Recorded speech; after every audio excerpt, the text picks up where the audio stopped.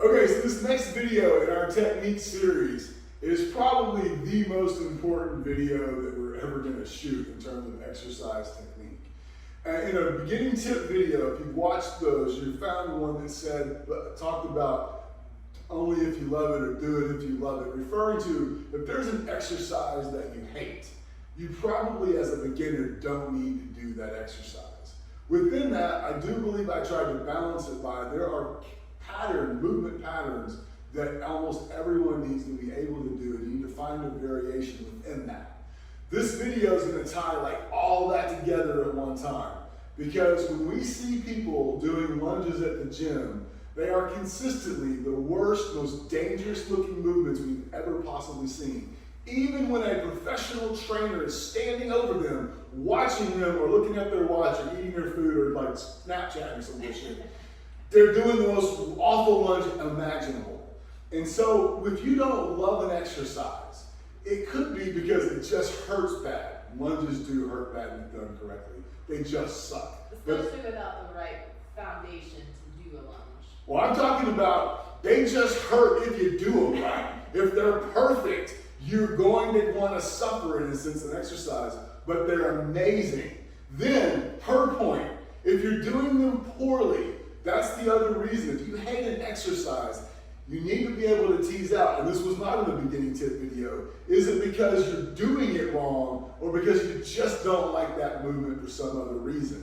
And so if you see yourself look like any of the don't parts of this show, then you know that the lunge may not be the problem. Your current ability level and the coaching that you're receiving may be the problem. So she's going to demonstrate a lunge.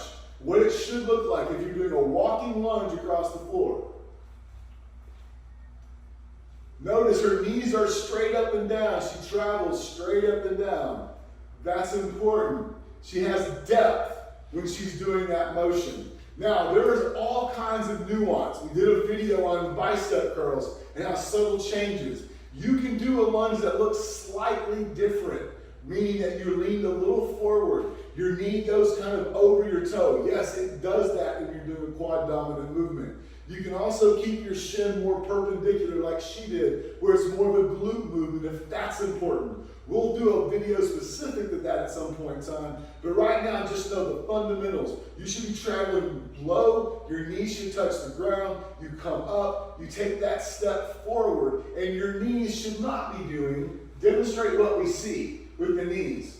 Yeah, if that's you, why don't you go ahead and pick up a dumbbell and guarantee you won't be able to walk for the rest of your entire life.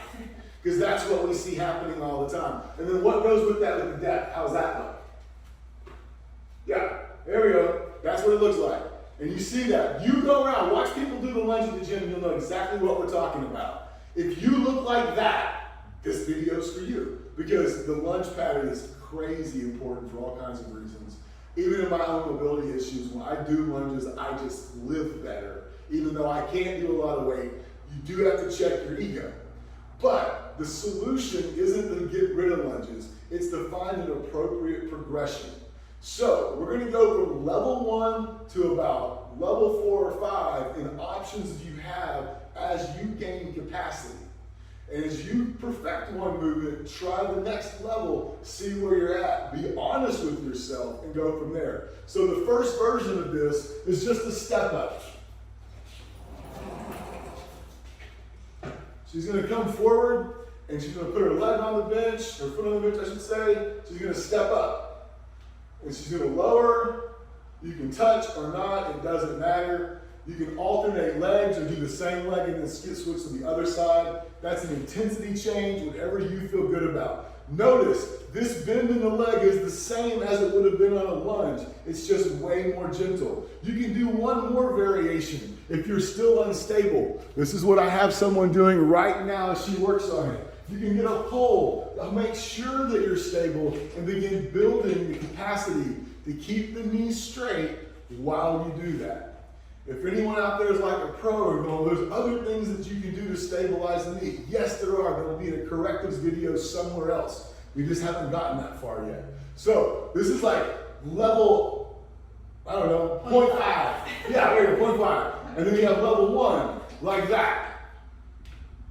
Now, Notice, even Preferably on a solid surface, not a cushion. yeah, I kind of put it on top of our power rack, so that's my fault for not setting it up to look good.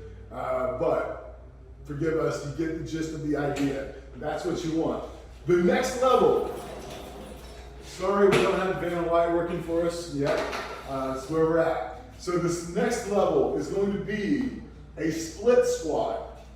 Notice she's in what looks like a lunge position, amazingly enough. And then what is she going to do? Yes, just like that. She's going to lower. One very important adjustment. Usually people set up like this, almost like it's going to be a curtsy lunge, if you will. You can do those if that's your intention, but a traditional lunge, you want your feet to still be hip width apart. Like a walking stance. There you go. Notice the mechanics look very similar to that walking lunge, but it doesn't require the same thing and her knee is completely stable. Since she's not on a bench that's on half on a squat rack, it was stable all the way through. Notice that. So that is a split squat. And it's important to understand, you'll hear the term a lunge or a reverse lunge and a split squat. A lot of people use those interchangeably. They are not interchangeable, they are different.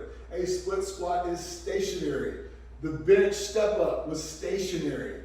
A reverse lunge will ultimately be stationary, but you're moving a little bit. You're not leaving the ground, right? So the reverse lunge. Once again, the knee is tracking above the foot. It can go past the toe as long as it's straight. If you want a glute focus, a quad focus. If you want a more glute focus, make sure that your shin bone, knee to ankle are perpendicular. You will feel it more in your butt. Odds are you're just going to feel it everywhere and think the whole thing sucks. But at least you're doing it right and you're not going to end up injured. Okay, so now we've done the reverse lunge. Then we can do a forward lunge. In place. There we go. And you can alternate, or you can do the same leg if you wanted to. I would always alternate just because it hurts me bad. One thing with this, a lot of times people will go on your toe and push off with your toe, and that puts a lot of pressure on your knee, and ultimately you still have the pain with that one. So when you step forward, make sure that the weight is through your heel. You should still be able to lift your toes off the ground in this position and then push off with your heel. There you go. So now that's a forward lunge. The forward lunge, you're having to stop momentum. That's why we consider it slightly more advanced than the reverse lunge, right? The reverse lunge, you're essentially lowering. In the forward lunge, you're going forward and you're actually catching your body and sending your body back, right? That's where people end up in their toes, because you will have some toe pressure when you come back, depending exactly where you place your foot, and you have some options there. But you're catching yourself, it's a little more difficult. Once you can do those, then you're probably ready to travel forward, right? Some people might even argue that's more difficult than the walking lunge because that sending back is a whole other level of work. But if you can do those, you're more likely to keep your knees safe, you're more likely to survive the lunges and get all of the goodness in the world that comes from them, and it's a lot. Do not skip this movement entirely. Find one at the appropriate level. Any other comments? All right, we hope that's helpful. Drop us some comments below or send us a mail, whatever you want to do. Thank you for joining us.